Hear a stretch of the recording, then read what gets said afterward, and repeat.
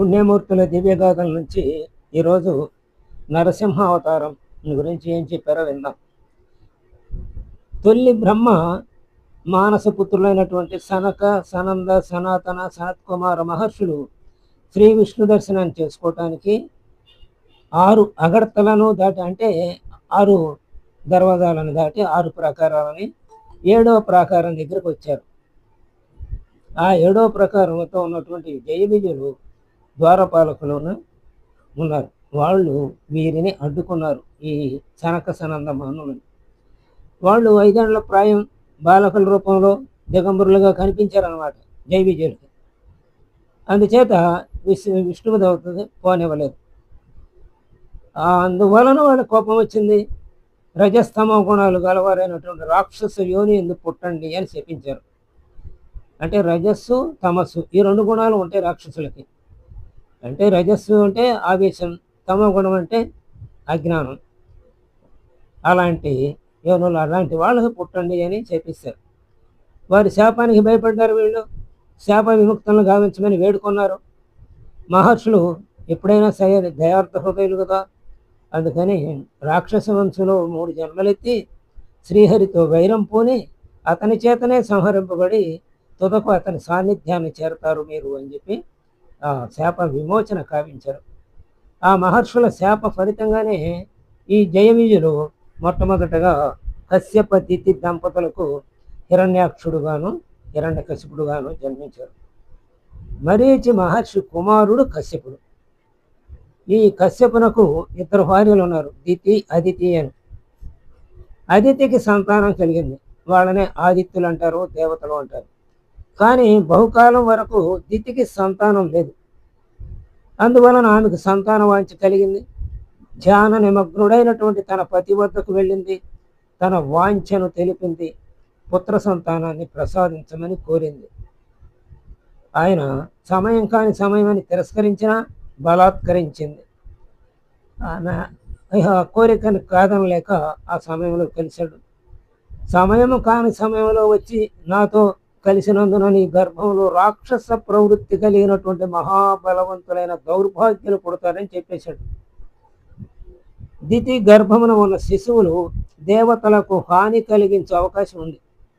అందువలన 100 సంవత్సరముల వరకు గర్భం ధరించి తదుపరి 2 కుమారులను కలది. వారే హిరణ్యాక్షుడు, హిరణ్యకశిపుడు నామధేయాలతో పెరిగారు, పెద్దవారయ్యారు. సనక, సనంద, సనత్కుమార ఋషుల శాపానికి బలి అయినటువంటి జయ విజయులే ఈ దితి గర్భంలో హిరణ్యాక్షుడు, హిరణ్యకశిపులుగా జన్మించారు. హిరణ్యాక్షుణ్ణి విష్ణుమూర్తి వరాహ అవతార మూర్తిగా అవతరించి సంహరిస్తే, హిరణ్యకశిపుడు తన సోదరుని చంపిన శ్రీహరి మీద పగపూని శ్రీహరిని సంహరించడానికి తన శక్తి సామర్థ్యాలను ఇనుమడింపజేసుకోవటానికి బ్రహ్మను గూర్చి ఘోర తపస్సు చేశాడు. హిరణ్యాక్షుడు, హిరణ్యకశిపులు జన్మించినప్పుడు భూమి కంపించింది. కులపర్వతాలు వణికాయి, సప్త సముద్రాలు హోరెత్తాయి, నక్షత్రాలు నేలరాలాయి. మహాప్రళయం వస్తుందేమో అని దేవతలు భయపడ్డారు. కృతయుగంలో జన్మించిన హిరణ్యాక్షుడు, హిరణ్యకశిపులు మహాబల సంపన్నులై విష్ణుమూర్తితో వైరం పూని తుదక విష్ణుమూర్తిని సంహరించడానికి ప్రతిన పూనారన్నమాట. హిరణ్యాక్షుని భార్య పేరు భానువు. హిరణ్యాక్షుని భార్య పేరు భానువు. ఈ హిరణ్యాక్ష భానువులకు అంధకుడనే కుమారుడు కలిగాడు. భర్త చావుకు భానువు చాలా విచారించింది. హిరణ్యకశిపుడు అంటే మరిది గారు వచ్చి ఓదార్చాడు ఆమె. హిరణ్యకశిపుడు గొప్ప తత్వవేత్త. అంటే ఈ జగత్తంతా భగవంతుని లీల అని తెలుసు ఆయనకి. మాయలో నడుస్తుందని తెలుసు, మాయలో నడుచుతున్నదని తల్లికి మరదలకు కూడా హితబోధ చేశాడు. ఈ ప్రపంచమంతా మాయే, ఇదంతా భగవంతుని లీలే, ఆయన మాయలో ఇది నడుస్తుందని చెప్పాడు. అయితే ఈ విష్ణుమూర్తిని మాత్రం భగవంతుడిగా ఆయన భావించలేదనమాట. భగవంతుడు అంటే ఇంకా వేరే ఎవరో ఉన్నారు అనుకున్నాడు. తత్వవేత్త కదా, అందుకని భగవంతుడు అనేవాడు ఉన్నాడు, ఆయన వేరుగా ఉన్నాడు అని భావన. అందుకనే తన జ్యేష్ఠ సోదరుడైనటువంటి హిరణ్యాక్షుని చంపినందుకు విష్ణుమూర్తి మీద పగ పెంచుకున్నాడు. అందుకే ఘోర తప్పు చేశాడు కదా, ఆయన బలం సంపాదించుకోవడానికి. కానీ అట్లా పెంచుకున్నాడు వైరం, దీక్ష పోయినాడు సంహరించడానికి. అతను అజేయుడై, అంటే ఈ హిరణ్యకశిపుడు అజేయుడై జరామృత్యువులు లేనివాడుగా ఉండాలని సంకల్పించాడు. తపోవనానికి వెళ్ళాడు, ఘోర తపస్సు చేశాడు. ఆయన తపస్సునకు చాలామంది భీతి వెళ్ళారు, అందరూ సురులెల్లరు, దేవతలందరూ భయపడిపోయారు. అట్టి పరిస్థితిలో బ్రహ్మ ప్రత్యక్షమయ్యాడు హిరణ్యకశిపుడికి. వరం కోరుకోమన్నాడు. ఇప్పుడు ఏమన్నాడంటే, నీ చేత సృజించబడిన ప్రాణుల వలన నాకు మరణం లేకుండా ఉండాలి అన్నాడు. అంతేకాకుండా రాత్రి పవళలో ఇప్పుడు అలాగే అస్త్రము వలన, మనుజుల వలన, మృగాల వలన మరణం లేకుండా వరం ఇవ్వమని కోరాడు. బ్రహ్మ గత్యంతరం లేక అతను అడిగిన వరాలను ప్రసాదించాడు, అంతర్ధానమయ్యాడు. ఎంత తత్వవేత్త అయినా చివరికి ఇదంతా భగవంతుని మాయ లీలలోనే ఇదంతా నడుస్తుందని తెలిసిన వాడైనా మళ్ళీ ఆ మాయ చేతనే కప్పబడి తాను శాశ్వతంగా బతకాలనుకున్నాడు. అదే పెద్ద మాయ. ఆ తరువాత హిరణ్యకశిపుడు శ్రీహరి మీద పగపోయినాడు. మరి అన్నని చంపాడు కదా, అలాంటి వాడిని తాను చంపాలి ఇప్పుడు, అది అందుకని పగపోయినాడు. నలుదిక్కులా వెతుకుతున్నాడు, ఎక్కడ కనపడతాడా అని. కనపడలే ఆయన. నేనే మీ అన్నని చంపింది అని వచ్చి కనపడలే ఎక్కడ కూడా ఆయన. అందుకని విసిగి వేసారిపోయాడు. వాస్తవంగా ఆయన అన్ని చోట్ల ఉన్నాడు కదా, విశ్వం విష్ణువు, విశ్వం అంతా విష్ణువే కదా, అది తెలియదు కదా ఆయనకి. అందుకని భౌతిక రూపం కనపడక ఎక్కడున్నాడో కనపడక విసిగి వేసారిపోయాడు, వెదికి. అతడు హరిభక్తులను అప్పుడు ఏం చేస్తారు రౌడీలు, వాళ్ళకి కావాల్సిన వాడు దొరకపోతే వాళ్ళ కుటుంబం వ్యక్తులను పట్టుకుంటారు, లేకపోతే వాళ్ళు ప్రేమించే వ్యక్తులను పట్టుకుంటారు కదా. అలాగే వీడేం చేశాడు, హిరణ్యకశిపుడు హరిభక్తులను, సాధువులను, దేవతలను పలు విధాలుగా బాధిస్తున్నాడు. అప్పుడైనా వస్తాడేమో, తన వాళ్ళందరినీ బాధపెడితే అసలు వస్తాడేమోనని. ఇట్టి పరిస్థితిలో అతని భార్య లీలావతి గర్భవతి అయ్యింది. ఆమె కడుపున జన్మించు బాలుడు తండ్రి కంటే మహాక్రూరుడవుతాడేమో అని, ఈ లోకాలను ఇంకా ఎక్కువ దహింపజేస్తాడేమో అని ఇంద్రుడికి భయం వేసింది. అందుచేత ఈయన తపస్సుకు వెళ్ళాడు కదా, అలాంటి సమయంలో, అంటే హిరణ్యకశిపుడు లేని సమయంలో దేవేంద్రుడు వచ్చాడు. అతని భార్య అయినటువంటి లీలావతిని బలవంతంగా తీసుకెళ్తున్నాడు. ఇంతలో నారదుడు వచ్చాడు, అడ్డుపడ్డాడు. ఈమెను తీసుకొని పోవటం తగదని చెప్పాడు. అప్పుడు దేవేంద్రుడు నారదునితో అన్నాడు, ఈమె గర్భంలో ఉన్నటువంటి శిశువు ఆ హిరణ్యకశిపుడు కంటే ఘోరంగా తయారైతే మా బ్రతుకులు బజారు పాలే అవుతాయి.